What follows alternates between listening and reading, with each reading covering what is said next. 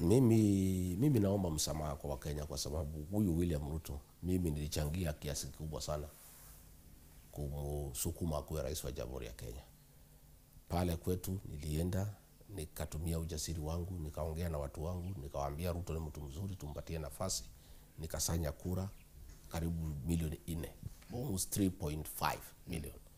Na hiyo kura ndio ilimfanya akakuwa rais.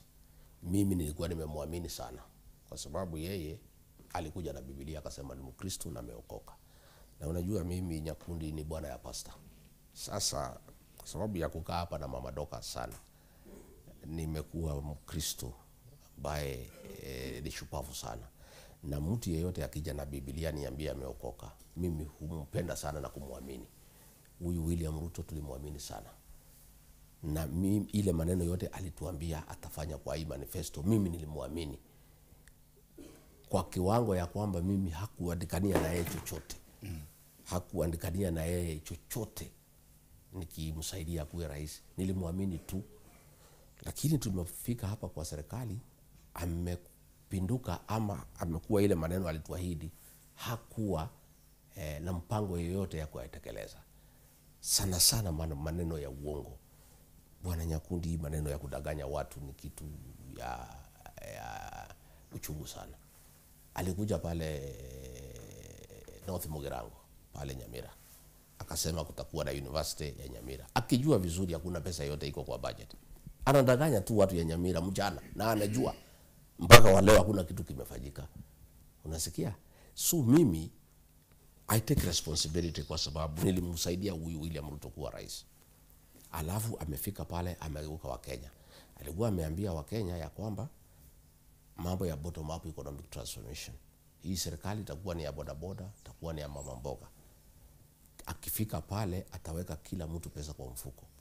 Sasa kufika pale kuliko aweke watu pesa kwa mfuko, ile kidogo ilikuwa kwa mfuko ametoa, ameweka kodi. Watu wamekwama. Hii bodaboda akiingia pikipiki moja ilikuwa 1120, imeongezeka sasa mpaka shilingi 1200.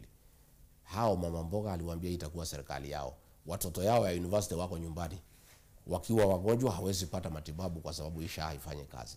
Kwa hivyo mimi naomba msamaha kwa Wakenya kwa sababu mimi sikuwa namjua huyu vizuri. Nilimwamini, alikuja na Biblia, akajifanya ameokoka, nikampenda, nikamwamini, na ndio tuko katika shimo hili. Na ndio mimi baada ya kukaa na yeye mwaka moja nilianza kuona huyu jamaa alikuwa ni muongo. Ilikuwa kazi yake ni kudanganya Wakenya. Na mimi ndio nikaanza kumuondokea polepole na kumwambia hii maneno haiwezekani, hii haiwezekani, hii haiwezekani. Kwa hivyo mimi nakubaliana na wewe, kama iko mtu ako na makosa Kenya, kwa ile shida tuko nayo Kenya, kwa ile shimo tuko katika kama taifa, kwa ile matatizo ambayo Wakenya wanapitia, mtu ya kwanza kabisa kulaumiwa ni Rigathi Gachagua, kwa sababu mimi nilichangia kiasi kikubwa sana kutafutia huyu rais kura na kushawishi watu ya nyumbani waunge mkono. Na kwa kupitia kura hiyo ambayo tulimpatia 47% kutoka pale Mlimani, akakuwa rais wa Jamhuri ya Kenya. Sasa amekuja kuhangaisha Wakenya, amekuja kuwaumiza, ameharibu nchi, uchumi umezoroteka, kila kitu imesimama.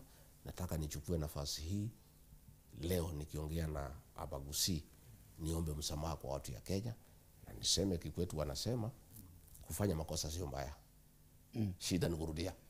Sasa hii makosa tulifanya ndio tunarekebisha. Na okay. Unaona mimi silali kwa sababu mimi nilichangia kiasi kikubwa kuleta huyu jamaa, lazima nichangie kiasi kikubwa hata zaidi kumuondoa.